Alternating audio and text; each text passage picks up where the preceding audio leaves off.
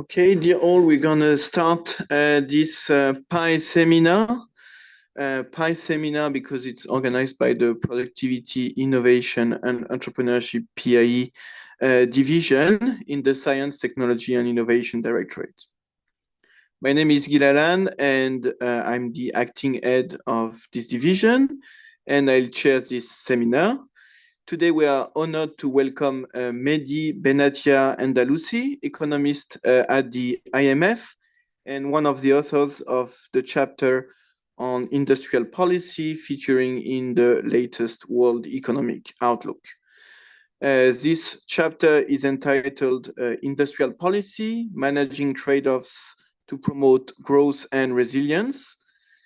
Prior to joining the IMF, Mehdi was a research fellow at Columbia University in New York. I'm very glad that Mehdi presents this work at the PI seminar today, as industrial policy is a top priority of the delegates from the Committee on Industry, Innovation and Entrepreneurship, CIAE, the committee that the PI division is serving. Before we begin, I would like to remind you a few housekeeping rules. This event is in a hybrid format. So for those in the room, if you wish to speak, you can turn on your microphone. And for virtual participants, you are welcome to ask questions through the Q&A feature in Zoom or in the chat. And should you wish to speak, you may raise your hand on Zoom and the technical team will assist you in enabling your microphone. Before handing the floor to Mehdi, I'm pleased to invite Heiko Hesse, IMF Deputy Resident Representative to the European Union, to deliver some opening remarks online. Heiko, are you with us? Yes. Good morning. Hope you can hear me. Yes. Thank you very much, and a great pleasure to be here today, albeit virtually, given some prior Brussels commitments. Before giving the floor to Mehdi to walk you through the real chapter on industrial policy, let me offer a few remarks and also thank the OECD. Such events are very important to discuss issues on industrial policy, giving you expertise and convening power. I started my professional career at the World Bank close to 20 years ago on the high-level growth commission led by Nobel laureate Michael Spence. Learning from successful high-growth experiences, especially in Asia, brought the discussion to the important role of industrial policy, the do, don'ts, trade-offs, and design issues. Broadly speaking, industrial policy, IP, is increasingly used by both advanced economies and EMs and developing economies to facilitate structural transformation of their economies, including to increase resilience or to accelerate green or digital transitions. The cost of not getting IP right can be high, including for countries with limited macroeconomic policy space. IP sectoral policies can help address market failures, including externalities, complementing horizontal policies. But to be effective, IP must be well justified, well targeted, temporary, cost-effective, transparent, and deliver on their objectives without sacrificing macroeconomic stabilities. IP is covered in the IMF surveillance when its economic implications are macro-critical or lead to significant cross-border spillovers. Greater international cooperation is needed to ensure that IP resurgence does not exacerbate geoeconomic fragmentation. Just a few words on European policy issues, since I cover those in Brussels from an EU perspective, based on the recent Euro area Article 4 consultations. So any new industrial policies should be limited to well-defined market failures and be coordinated at the EU level. The EU's desire to enhance resilience and competitiveness in response to global trade fragmentation and protectionism is understandable, and in designing measures, it's important to avoid creating new distortions that harm the European economy or provoke retaliation.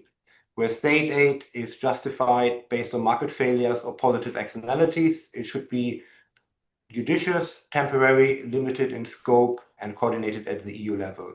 With these few remarks, let me give the floor to Mehdi for, I'm sure will be an exciting presentation and discussion. Thank you very much, and look forward to meeting you in the future. Thank you. Thank you, Heiko. Mehdi, now the floor is yours. You have approximately 40 minutes. Thank you very much, and I'll echo what Heiko just said. Thank you so much for having us today. It's a real pleasure to be here at the OECD. Really excited to discuss this recent work that we published about 3 weeks ago as part of the World Economic Outlook at the IMF. And very much looking forward to hearing your feedback, given the deep expertise that you have here on the topic. So we focused on the industrial policies for this round of the WEO for one main reason.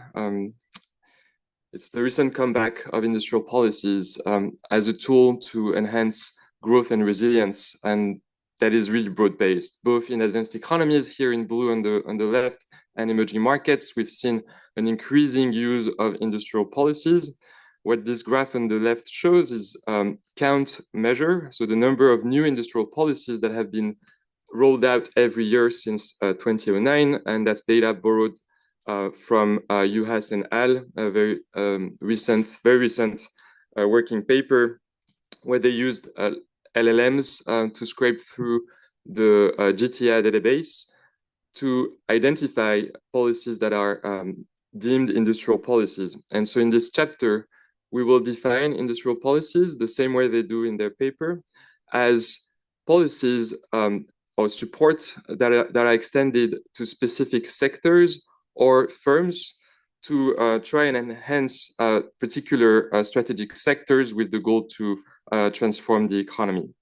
And so one of the facts that we were surprised by when starting this chapter, and that also motivates part of our focus, is here on the right.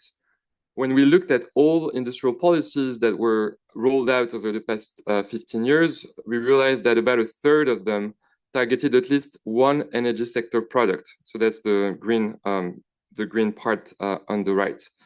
And among those, mostly they were rolled out by emerging markets and advanced economies that were energy dependent.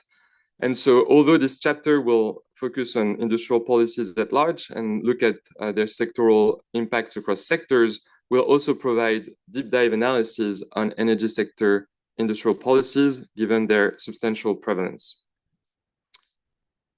So we focus on 4 key questions. First, we'll document some stylized facts about the recent wave of industrial policies. Second, we'll look into the sector-level impacts of industrial policies on sectors that are targeted by industrial policies, and we'll do that conceptually through model-based simulations and empirically by looking back at the recent wave of industrial policies and linking them to sector-level outcomes. Finally, we're interested in understanding the aggregate impacts of industrial policies, so beyond the targeted sectors, and we'll look at this through model-based simulations. So let me dive into the first part of the chapter that really documents key stylized facts about industrial policies and the recent wave of industrial policies. So first, we looked at the type of instruments that were used in the Juhas and Al database as part of the industrial policies that were observed from 2009 to 2022.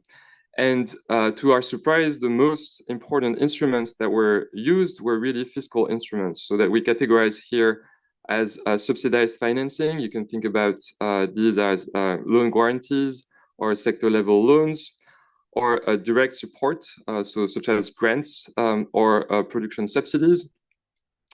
And those 2 categories are really prevalent in both advanced economies and emerging markets, as you can see here on the left. The other tools or other policies are trade policies, particularly tariffs and non-tariff barriers. So it's inherently difficult to measure the fiscal costs of industrial policies, and we borrowed from your recent impressive work here on the right. That's not something that we'll do ourselves because we couldn't access to a lot of data, but here we wanted to highlight the average cost of industrial policies in various countries and two main studies. So your work was very enlightening for OECD countries, and the sample of countries that you look at had about 2% of GDP of expenditures every year targeting industrial policies. And here in red, we also highlight one recent working paper by colleagues at the IMF that scraped through hundreds of thousands of financial statements in China to calculate a bottom-up estimate of the fiscal cost of industrial policies there, and they find that about 4 to 4.5% of fiscal support was extended as part of industrial policies on average in the past 20 years in China. So we have a box at the end of the chapter that summarizes their key findings. So the second key facts that we were interested in was to understand what are the motivations behind the recent industrial policies. And here we leverage a recent database that we developed at the IMF, also based on the GTA, where using large language models, we looked at the motivations behind some of the key motivations behind the industrial policies that were rolled out in the past 15 years. And strategic competitiveness was really the key motivation in both advanced economies and emerging markets, while climate mitigation goals were also prevalent in advanced economies, and GBC resilience became more important after the pandemic. National security and geopolitical concerns also are becoming more important as a main source of the main motivation for industrial policies. But they were not as prevalent in the past, although they can also be linked to some of the strategic competitiveness or GBC resilience goals. In terms of sectors, advanced economies tend to target high-tech manufacturing and commodities, while emerging markets have been targeting high-tech manufacturing, but also low-tech manufacturing and services. Final motivation slide is related to the energy angle that the deep dive analysis of the chapter provide. One motivation behind the rollout of industrial policies in the energy sector has been to shore up energy security in the context where a lot of countries have been dependent on fossil fuel imports to satisfy their energy demand. And that's what you can see here on the left. Think about Japan that imports about 85% of the energy that it uses. But this share of energy imports, in particular of fossil fuel in the energy mix, has been going down in the past 20 years, particularly in advanced economies. And that's what you can see here in the middle graph, where the share of fossil fuel for the production of electricity has been going down. That's the dotted lines, just as electricity has become more and more important in the energy mix. So we'll provide a deep dive analysis of power sector industrial policies in the context of advanced economies. The last bit of motivation that also justified this focus is the fact that the power sector and the power needs are becoming more and more important, in particular with the emergence of new technologies such as artificial intelligence and electric vehicles. Here we are using estimates from a recent paper that we produced in the research department at the IMF, where we forecast that by 2030, the new needs from data centers and electric vehicles globally will surpass current power sector demand in India and Russia combined. So that's a large increase in power demand in the next few years. All right, with these stylized facts in mind, let me now dive into the first question of the chapter. So to analyze the conditions under which industrial policy can deliver sectoral improvements, we rely here on a simplified model of sector-level dynamics that we borrow from the earlier infant industry protection literature, where we have two countries and two sectors. One of the two countries is at the frontier in the technology, in the manufacturing of the high-tech technology, and the other sector is trying to catch up to the technology frontier. And we have one infant industry or high technology sector that has learning by doing, so that sees productivity of the manufacturing in that sector improving with the volume of production, with experience, and another sector that is a low-tech sector in this model. So in the absence of industrial policy, that in this exercise consists of a mix of production subsidies and trade protections for the high-tech or infant industry, the home country that is behind the technology frontier sees some improvements in productivity that is linked to an increase in the volume of production, but that is not sufficient to reach the technology frontier. That's the dotted line here on the left.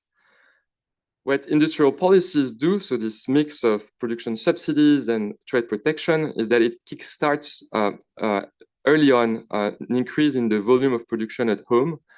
That thanks to this increase in the volume of production at home, learning by doing leads to reduction in the production costs and a convergence of domestic manufacturing costs in that sector to the global frontier, here on the left. So that's the best case scenario in which industrial policy delivers improvements thanks to early kickstart of the volume of production, thanks to production subsidies and trade protection that protect the domestic market for domestic firms.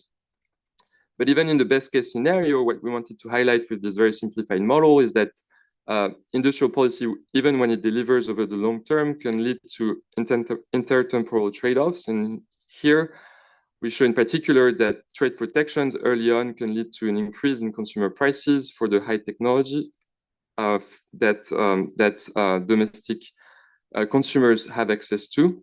And that's what you can see here on the right. We also wanted to use this simplified model to highlight the key parameters that deliver the successful effect of industrial policies. In particular, we highlight in the model that in the chapter that these results depend on three key parameters. First, the distance to the frontier initially. So in this simulation here, the home country starts with a 30% higher production cost compared to the technology frontier. But when you simulate this with a higher technology gap initially, then there's no convergence with the same industrial policy package. If the learning rate disappoints, so that is if learning by doing is not as fast as you anticipate, similarly, you don't have convergence because you can scale up volume of production initially, but that doesn't lead to the type of productivity improvement that then leads to higher pickup in domestic production.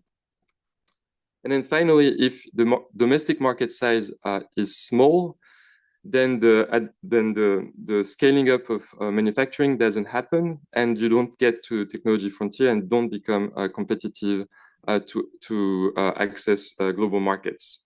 So that's what this slide summarizes, but I won't get into the details, just to say that under different parameters, industrial policy in this very simple framework doesn't deliver as intended, but the trade-off with the higher consumer prices are starker under those three new scenarios.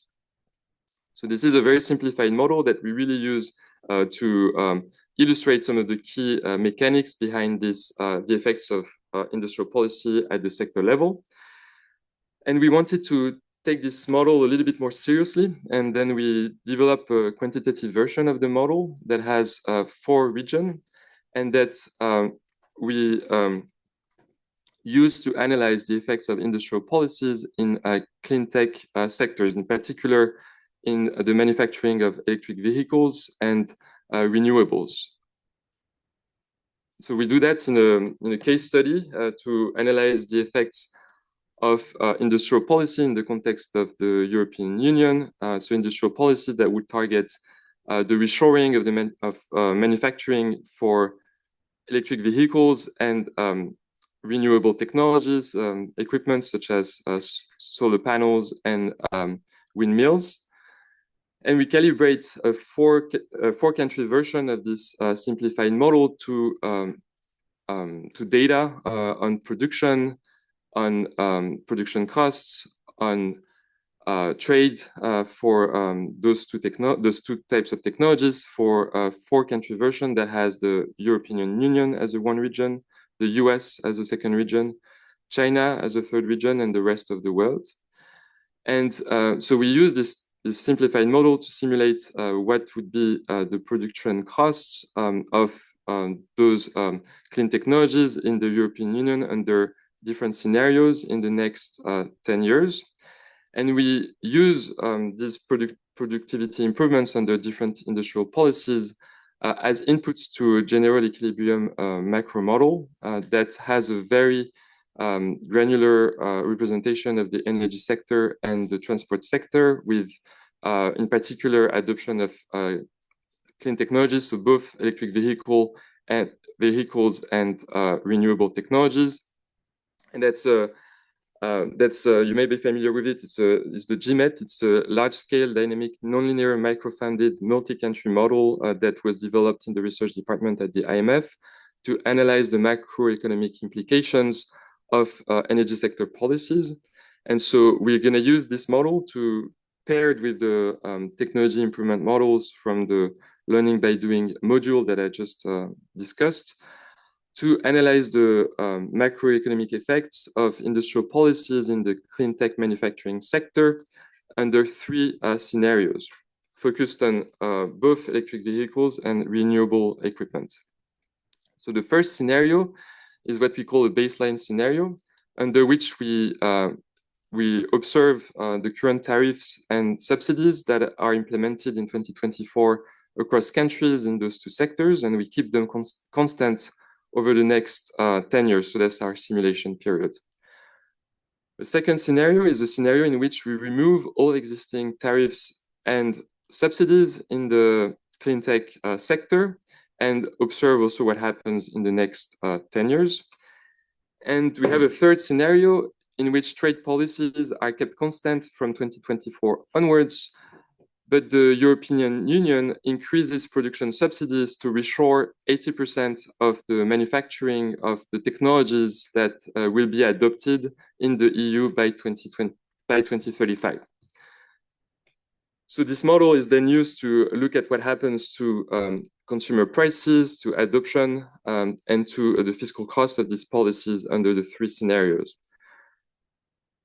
What we're showing here on the right is the price effects of the 3 scenarios for EVs in the European Union.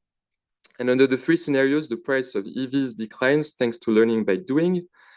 But the source of the decline, which is more important in the no IP scenario and the reshoring scenarios, is starkly different. Under the no IP scenario, EVs and clean technologies adopted in the EU by 2035 are mostly adopted through imports from China.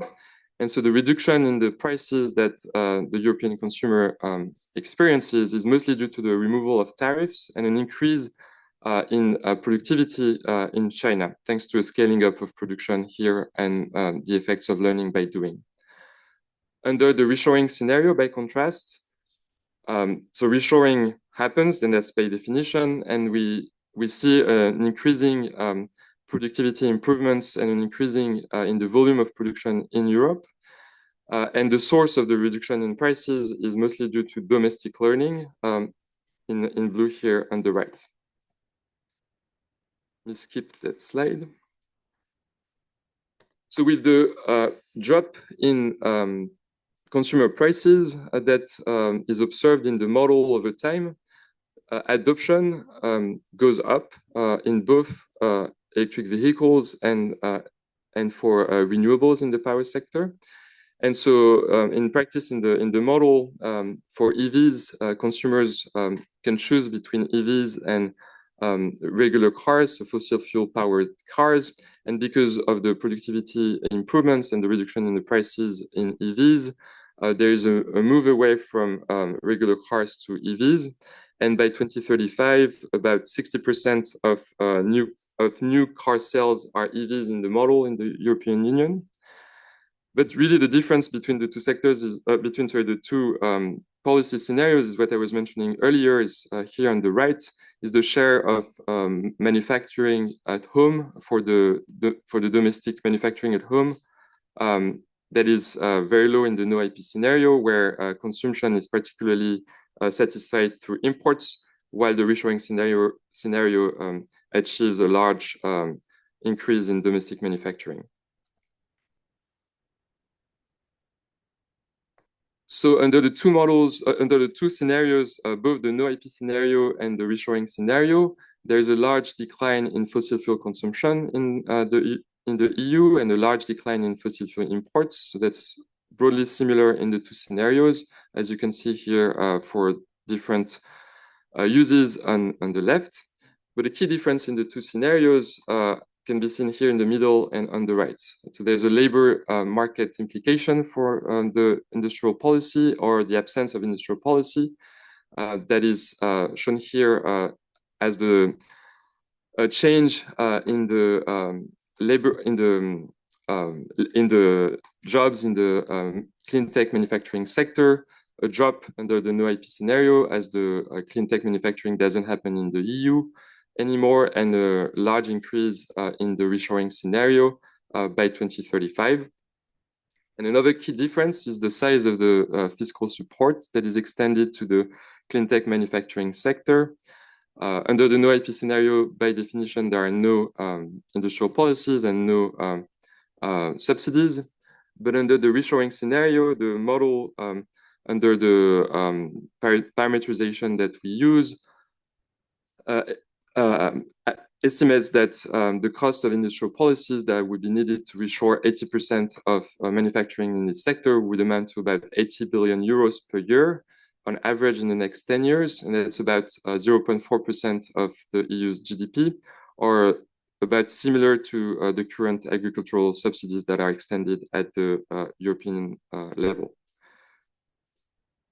So the second set of case studies that we have in the chapter and that I won't go over here in detail is looking back at the industrial policy experience in the context of emerging markets. And we focus here in the waves of industrial policies in South Korea and Brazil in the 70s, and do an extensive literature review to look at what were the differences. And so we highlight that some of the results in the learning by doing models were illustrated, in particular the importance of the market size, with South Korea experiencing large productivity improvements thanks to its export-led industrial policies, while Brazil, which was mostly import substitution type of industrial policies, didn't see the type of productivity improvements that were targeted. And we highlight also the key differences in terms of implementation of the policies and the effects of complementary policies such as structural reforms. But let me move on to the second part of the analysis that we provide in this chapter, which is more of an empirical exercise where we look back at the recent wave of industrial policies and link sector-level industrial policies to sector-level outcomes over using data from 2009 to 2022. So here we use a local projection empirical framework in which we use the data on the counts of industrial policies that is derived from US and AL. So where we observe new industrial policies, we don't actually have a measure of the intensity or the fiscal cost of these industrial policies. So we're going to use one new industrial policy as the independent variable on the right. And we'll look at this separately for subsidized financing tools and direct support industrial policies. And the main outcomes of interest that we're interested to look here on the left are a measure of sector level value added, productivity and allocative efficiency that we derive from Orbis and aggregate at the sector level. And so we will be interested in here in estimating the two betas, but in particular the blue beta, which is an estimate of the direct impact of industrial policies on targeted sectors, while the red beta here, beta 2, is a measure of the spillovers from industrial policies targeting upstream sectors and how they trickle down to downstream sectors. So we'll look at this over years. So this is a local projection framework, and so we look at the effects on year 1, 2, and 3 after the implementation of a new industrial policy. We stay away from a causal, although I'll talk a lot about impacts, we try to stay away from a causal effect interpretation simply because there is endogeneity in the type of sectors that are targeted by industrial policies.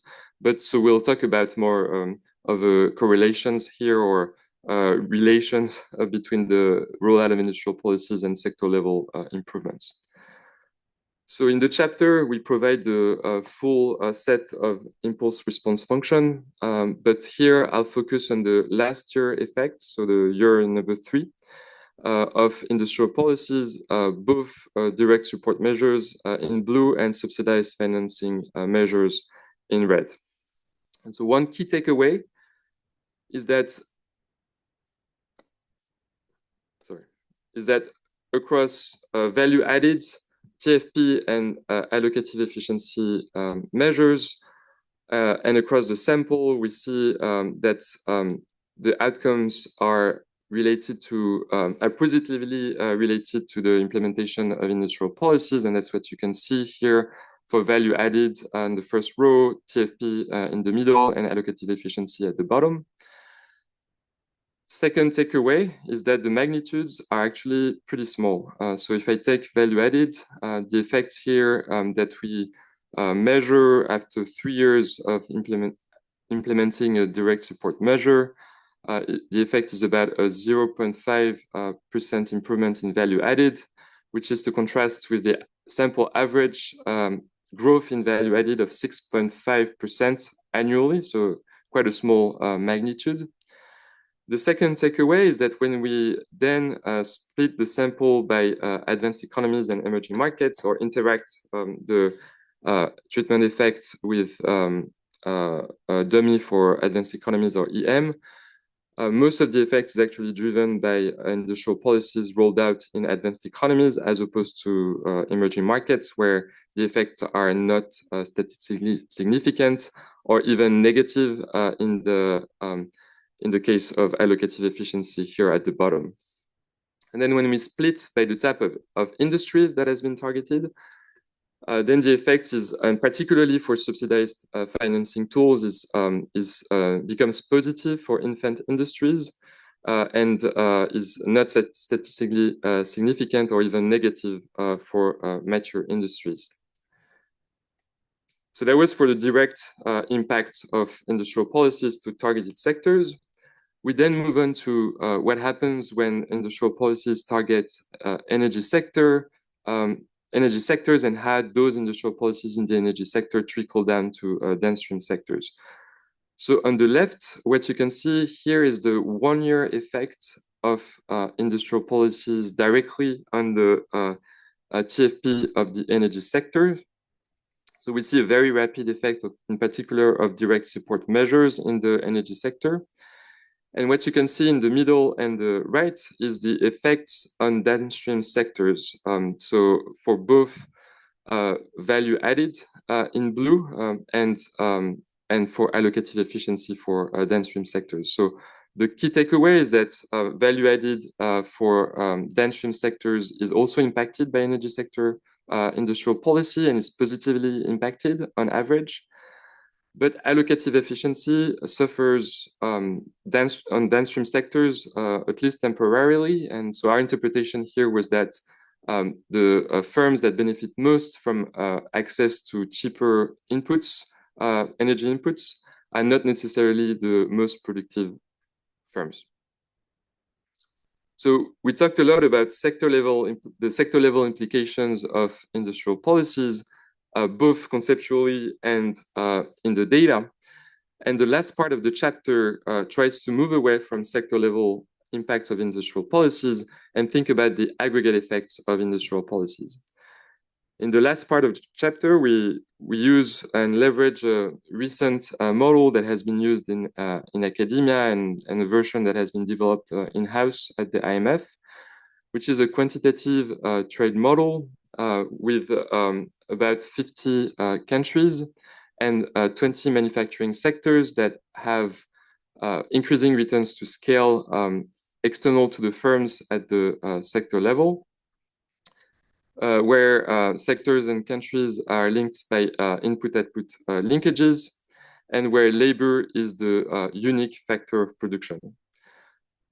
The model is calibrated to 2024 policies, trade policies, and also industrial subsidies observed in 2024, and data on production from 2019. So we leveraged this model in a four-country or four-region version of the model that include the US, the EU, China, and the rest of the world. Here, we are interested in three key scenarios. The first is a scenario in which only the energy sector is targeted by industrial subsidies, where industrial subsidies correct fully the increasing returns to scale externality experienced in the energy sector. The second scenario is one in which all manufacturing sectors that have increasing returns to scale receive industrial subsidies to correct the externalities from the increasing returns to scale that are external to the firm. And in the third scenario, we use the same fiscal envelope that in scenario 2 to target all industrial manufacturing sectors that have increasing returns to scale in the model, but the subsidies are untargeted, so they're not scaled to the increasing returns to scale parameter, which has been shown in the literature to be the optimal subsidy to correct fully the externality coming from increasing returns to scale. So here we'll be focusing on the aggregate productivity and allocation of labor across sectors beyond the effects on the targeted sectors. Okay, so what happens in the first scenario in which only the energy sector is targeted by industrial policies? So on the left, we're actually showing the sector level effects. And so we find that there's an increasing share of sectoral output share for the energy sector in blue, and an increase in employment in the energy sector that leads to an improvement in productivity in the energy sector thanks to the increasing returns to scale. But the labor inputs in the energy sector is drawn away from other manufacturing sectors. So that's the red bar here on the left, that also have increasing returns to scale. And because they lose employment and they lose inputs, they lose in productivity because they have also increasing returns to scale, and their sectoral output share shrinks. So what we wanted to look at or to illustrate here is that although one sector, the targeted sector, presents large improvements, that comes at a cost of misallocation from other sectors that lose inputs, and on an aggregate, so when we aggregate the entire effects across the economy, that actually leads to a drop in the productivity across the economy. So here it's one way to illustrate the trade-off that can exist between resilience, so in particular here, a large drop in energy import shares, so that's an improvement in energy security, and efficiency, so with a sort of misallocation of labor that this type of targeted policy can lead to on aggregate. So now when all manufacturing sectors, so the 20 manufacturing sectors in the model that have increasing returns to scale are targeted, we see an improvement in TFP across manufacturing sectors. That is the result of an increase in employment in those sectors. And in that model, the only sector that doesn't have increasing returns to scale is the service sector. And that's the only sector that actually loses employment. But all manufacturing sectors have an increase in labor inputs, an increase in TFP that leads to an aggregate increase in TFP. So here on the right, but comes at a very sizable fiscal costs of about 5.5% of GDP annually here on the right. But it's obviously extremely hard to target precisely subsidies to correct the increasing returns to scale for each and every sector in the economy. And so we wanted to look at what would happen if, by contrast, constant homogeneous subsidy was given to all manufacturing sectors. So the same sort of subsidy, 5.5% of GDP, which is quite sizable, extended homogeneously across manufacturing sectors would actually lead to the sort of misallocation that we were observing when only one sector was targeted. And that's what you can see here with the black dots. Right, let me conclude briefly with one key takeaways slide, which is that the key message, I think, for this chapter is that well-targeted industrial subsidies has delivered in key examples such as Korea, where specific market failures were targeted. But in practice, there are high risks of policy mistakes that we try to highlight across the chapter. First, sector level success depends on key parameters that are very hard to observe. So we highlight them a few ones in our exercise, such as learning by doing, or the rate of learning that is not observed ex ante, or the size of the market that is also not necessarily observed ex ante. And so the results of industrial policies are very dependent on this type of non-observable characteristics. The second key policy mistakes that can jeopardize the success of industrial policies is the fiscal cost that is attached to industrial policies, in particular when industrial policies are not withdrawn in time to avoid the piling up of large fiscal costs. But even when industrial policies are successful at the sector level, we wanted to highlight some of the key trade-offs. So trade-offs between targeted sectors and non-targeted sectors that may actually end up suffering from industrial policies in key sectors, or the trade-offs between resilience and efficiency. I leave you with a policy slide that I won't go over here.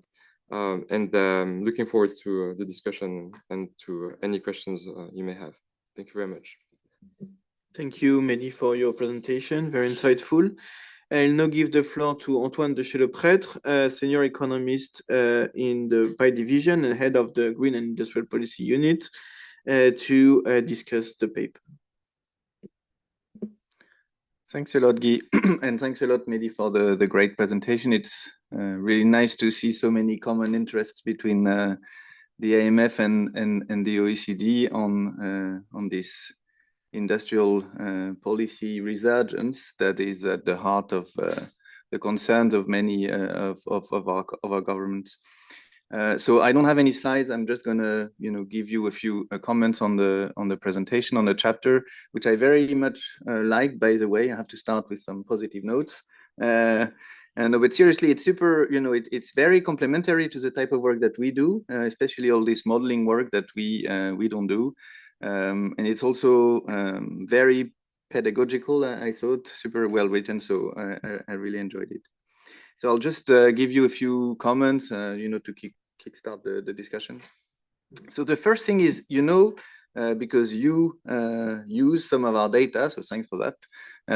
We approximately half of the people in this room have contributed to collecting data for this quantifying industrial strategies project that we are managing here in the division. So we're collecting this data on industrial policy expenditure, as you know, and you use some of it in the chapter. And one of the things that I think this data highlights, is it has led us, I think, to nuance a bit this notion that there is such a big, resurgence of industrial policy, which is at the heart of the motivation for your chapter. I mean, what we see. So now the papers that you saw that you used had 11 countries covered. We now have 20. We'll present the latest findings at our committee meeting later this week.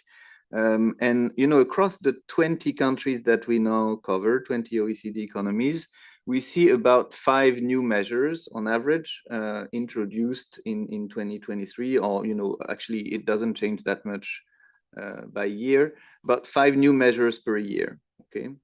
And with this GTA data, you see hundreds and hundreds of new measures.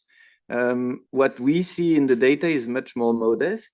We see also a lot of measures being discontinued. So, you know, I wonder, you know, of course, it's probably not exactly the same type of measures that we're talking about, but, you know, we could as well disaggregate each of our measure into, you know, 50 measures if 50 companies are targeted. But I wonder what's, you know, going on there in terms of how come this database has so many new measures where we find actually much fewer. To give you another figure, if you take all the measures that we have in 2023, 80% were already in place in 2019, you know? So we see an increase in the number of measures implemented, and we see an increase in the amount of spending associated with those measures, about 10% increase in 5 years, 2019 to 2023. But we don't see this explosion of industrial policies. We see policies that are very sticky. So, you know, maybe there's a change in the discourse and in the labeling of policies, a bit more than a real change in policy. So that's the first point. The second point is what we see also very clearly is really diverse set of industrial policies. And so this is a common to the modeling exercise, which, you know, I find very useful as an illustration, but, you know, focuses on this infant industry protection type of policy. But again, this, of course, you know, this is some of the policies that we see correspond to that, but many do not. About, you know, a third of policies have a sectoral, in terms of spending, about a third of the spending is devoted to particular sectors, but 2/3 are not. And they focus on, you know, innovation support or investment support across the board. So there's also a large share of policies that are horizontal in nature that do not really fit this definition of the, you know, industrial policies pouring money on one particular sector. So I think it's important to keep in mind the diversity of policies, and you know, it makes it a bit difficult to infer general messages about industrial policies, I think, you know, from one particular type, which I think, you know, sometimes focus on in the chapter. Not that it's not interesting, it's very useful, but you know, I think it's important to keep in mind the diversity. And you mentioned that in the chapter, okay? But it also, this point also relates to the empirical part, because here again, you know, you look at the effect of introducing one extra measure. As you say, you don't have the data on the magnitude of, you know, how much spending is associated with this. But we also see a lot of diversity in the design of these instruments. And I think, you know, the next steps for both you and us is to delve into this more closely, and to look at the heterogeneity across policies, you know, perhaps even beyond, you know, grants versus subsidized financing, because, you know, probably we would see, you know, a lot of differences in the impacts depending on those, you know, on the design. And, you know, we are starting to have enough data to actually look at this heterogeneity, I think. So that's for the next stage, including the complementarity with structural measures, you know, because also there is data on that.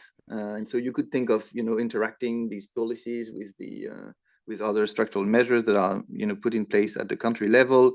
And I think this would lead to also very interesting insights for our governments. Next point is on the trade-offs. So it is in the title of your chapter, and I think it's key. The trade-offs in terms of the short-term costs are very clear from your work. And we can easily see, I mean, the increase in consumer prices, the fiscal costs, the negative spillover to other sectors that might suffer from this misallocation. But there are also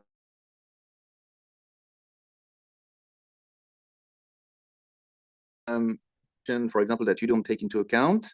So I think there are also a lot of benefits that you have not modeled and could a bit change the messaging. And one key aspect there is also the long-term benefits. You mentioned very clearly that one important motivation for implementing these policies are resilience to future shocks. Okay, and this is of course a major potential benefit which is not modeled because it's complicated and it's hard to parameterize, but it's not in there. And of course these policies are there to cushion future shocks and so on, but it's it's hard to model this. But I think that it would be important to in the future also start thinking about how we can model and incorporate this into the framework, because it's probably a very important part. A final point on targeting. So here we agree 100%. Targeting is key, or targeting these policies is key, and very complicated because ex ante it's very hard to measure, to determine the magnitude of the market failures that these policies are supposed to address. Okay, the knowledge spillovers from technologies that are only nascent or not even existing. The learning by doing differs across sectors, and you don't observe it ex ante either. So there are many parameters that are necessary for governments to target well. And so I think another avenue for future research is to help governments better target by try to measure or to offer some methodologies that could enable us to target better by using data that could early on give them some idea of the magnitude of these market failures. I think that is really important for future work. But that being said, one last point there is, okay, it's very complicated to target well, probably because of these issues. But one question I still have is it that much more complicated for industrial policies than it is to design well other policies, infrastructure spending or implementation, monetary policies? All of this requires a huge amount of data. Are we really doing so much better in these other areas than we are in industrial policies? I don't have the answer, but I'll leave that question for the discussion. Thank you. Thank you, Antoine. While you are preparing your questions, I leave the floor to Mehdi to answer Antoine's points.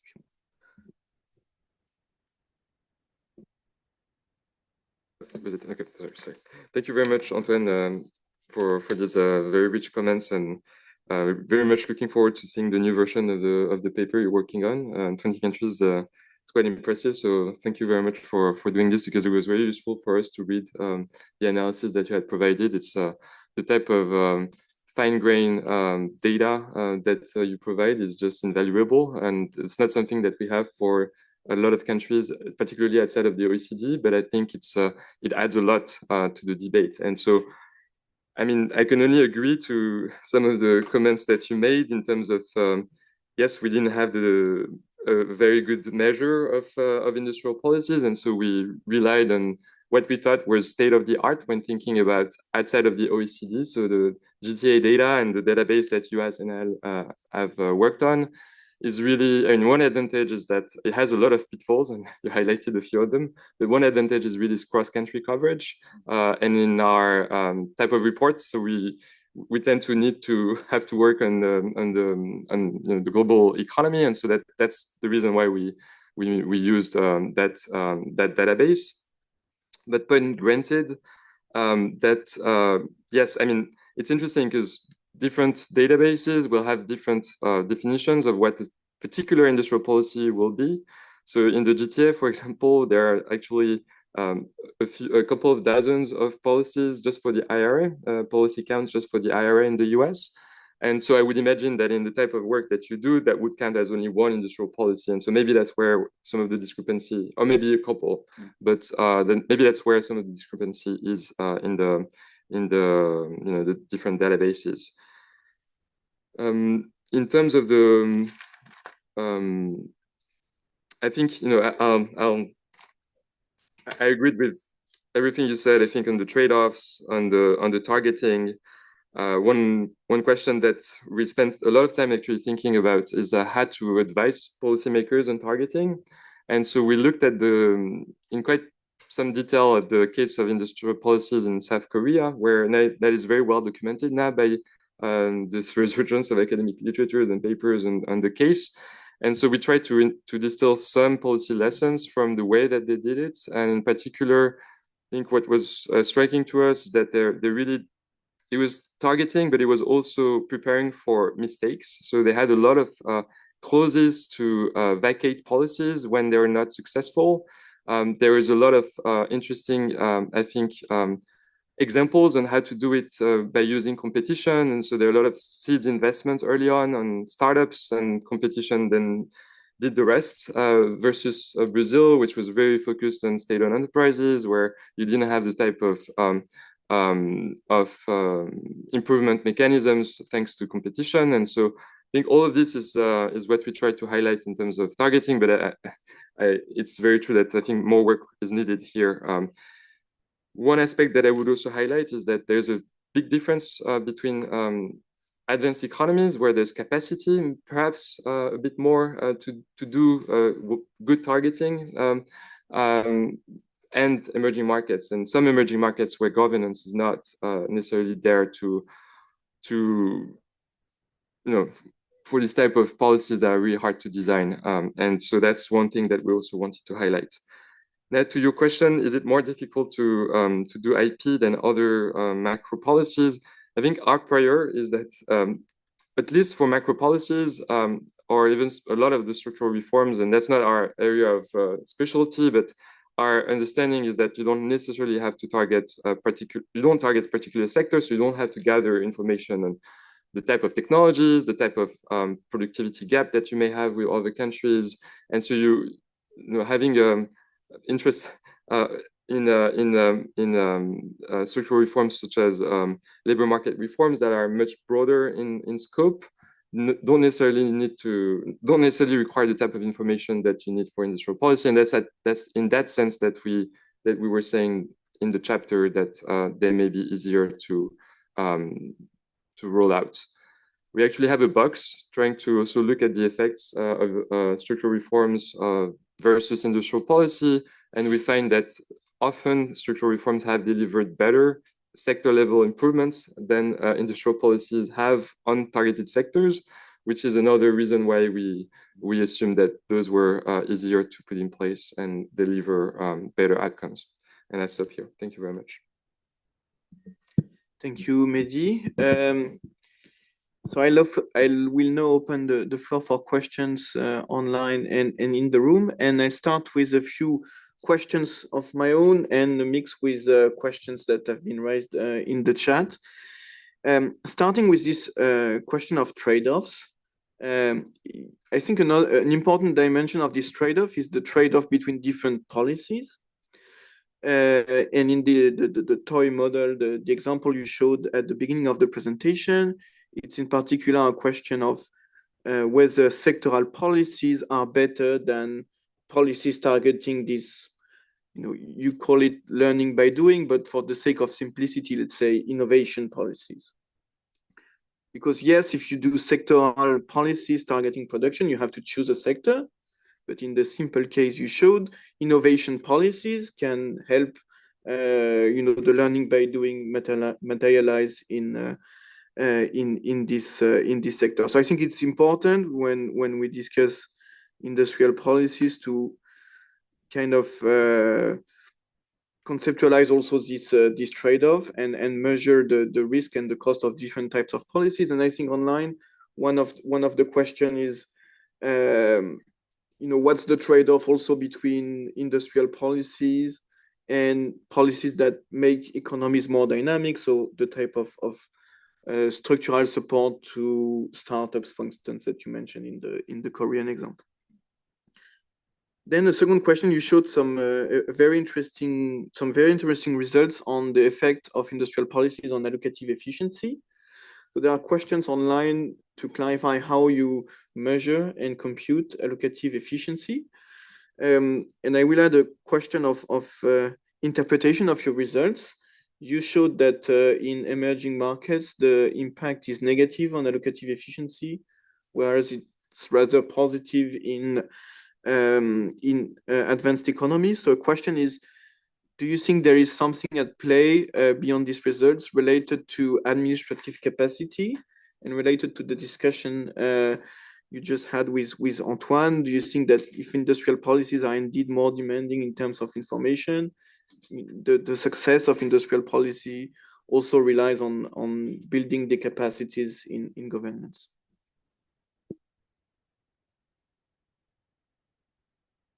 So please let you react, and then we'll take another round of questions. Sorry. Thank you very much for the question. And so that both relate to box 3.3 in the chapter, where we do a deep dive analysis on the difference between structural reforms and industrial policies.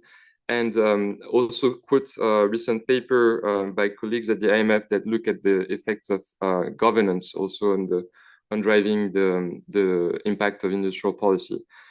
And so in this line of work, the results, the difference between emerging markets and advanced economies, in our assumption is really it's driven by differences in institutional capacity and governance. And so we actually test that hypothesis empirically by interacting a measure of governance with the treatment effect, and find that the better governance countries tend to perform better, have better outcome for industrial policies than low quality governance countries. And that's one dimension that is driving really the results, or the different results between emerging markets and advanced economies that we highlight. We've also tried to look at what happens with we had the data also coming from the OECD, I think, on structural reforms over the past 20 years and where they were implemented. I mean, it's a bit difficult to compare with the industrial policies, because industrial policies, the source of variation is really also at the sector country level, versus the structural reforms is really just at the country level. So we played around with some interaction terms to try and have something comparable. And we find that actually the effects of structural policies and the sectors that on sector level outcomes has been actually larger than most of the industrial policies, in the data. And I should also we should always highlight the caveats in this type of analysis. One important caveat is that we don't actually have a size of the industrial policy, and that can actually lead to a measurement error, and so there's endogeneity in this type of analysis. So a lot of caveats come with the empirical analysis in the chapter, but in principle, at least, this type of result it's almost intuitive. So that's why we wanted to highlight them also in the box 3.3.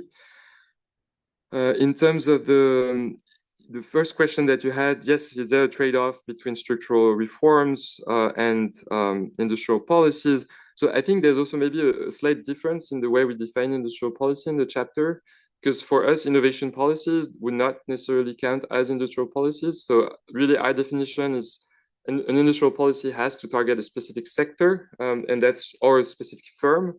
And so some of the innovation policies that may exist, so like R&D support that target multiple sectors would not count as industrial policy in our definition. So that's one maybe one difference also with other papers.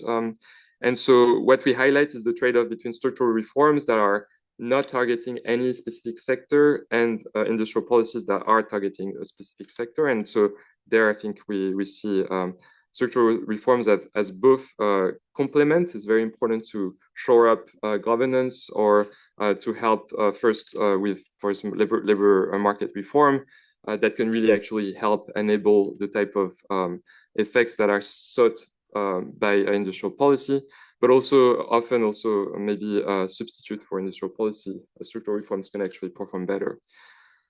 So for allocative efficiency measures, we use data from Orbis, and it's measuring basically within sector allocative efficiency. So the efficiency, the allocation of labor and capital across firms within sector, and we use a standard approach to measure it. And I think we have an appendix that looks at this in greater detail. So I'll stop here. Thank you. Thank you, Mehdi. I think we have a question online by Jean Chateau. Jean, do you want to ask your question directly? Do you hear me? Yes. Could you hear me? Hello? Yes, we can hear you. Sorry. Bonjour, Mehdi.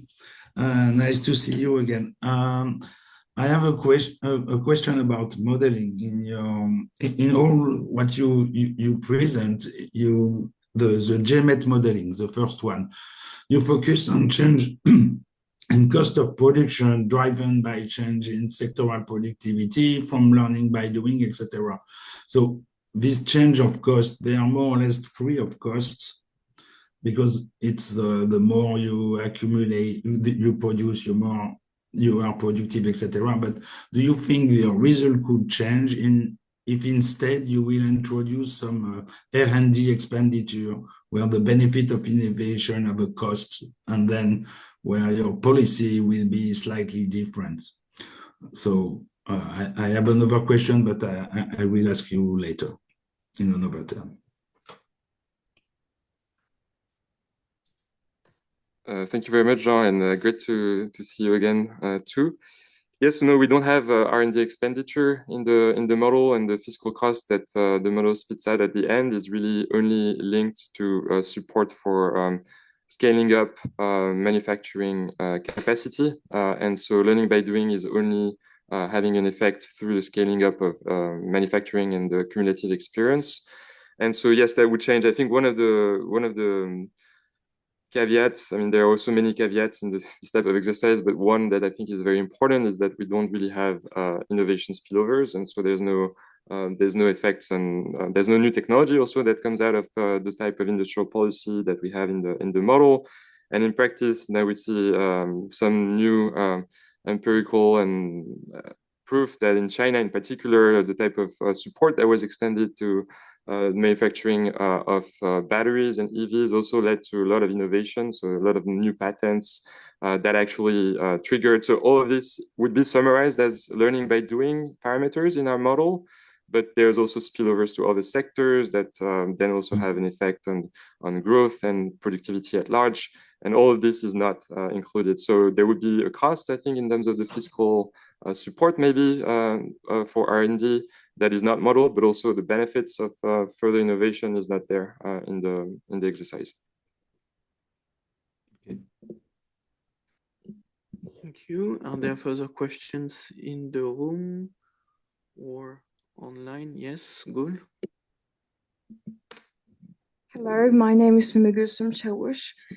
So I see in your one of figures that one of the motivation stated in the industrial policies is national security and geopolitical concern.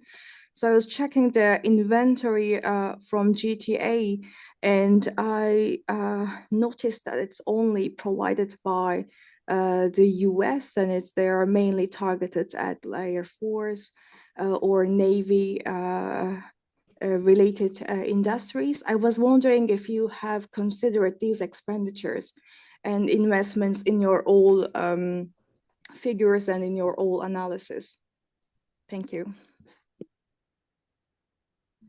Yes, so those would be counted as industrial policy. So what we're showing is actually an older version of the data. The NIPO data is a data set that also builds on the GTA and that has been developed by colleagues at the IMF using large language models to identify industrial policies in the data. And they're actually a bit richer in terms of coverage than the data by USNL, because there's also regional policies, which would be very important in the case of China. So USNL paper actually only looks at central government policies, but the GTA has regional policies that we also then include in the NIPO.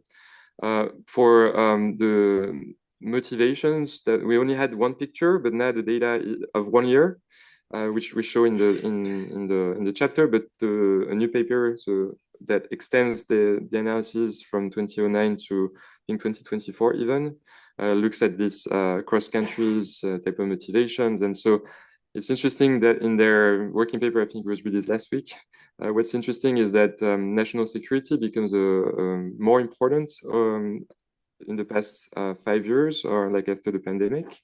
And so that's a stated motivation that's becoming more and more stated as the main motivation.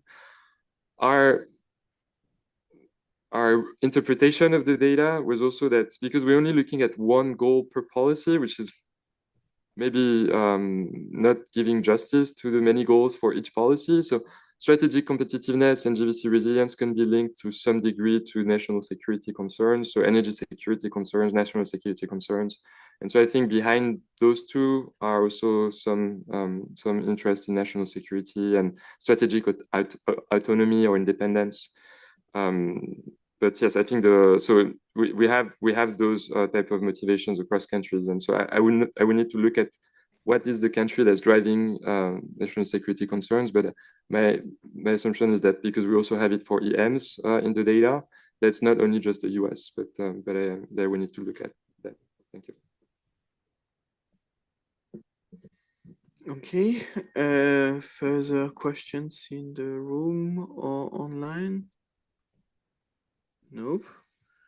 So I think I just mentioned that we had more than 75 online attendees today for your seminar, Mehdi. So just a testimony that it sparked a lot of interest.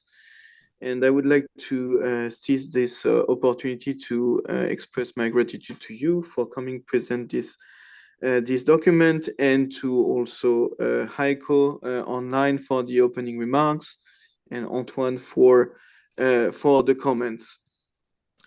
We will wish you a pleasant day, but before that, I just want to remind you that on the 3rd of December, next month, we'll have the next PI seminar with Richard Davies from the London School of Economics about productivity, business dynamism, and industrial policy again. So thank you all, and see you next month for the next seminar.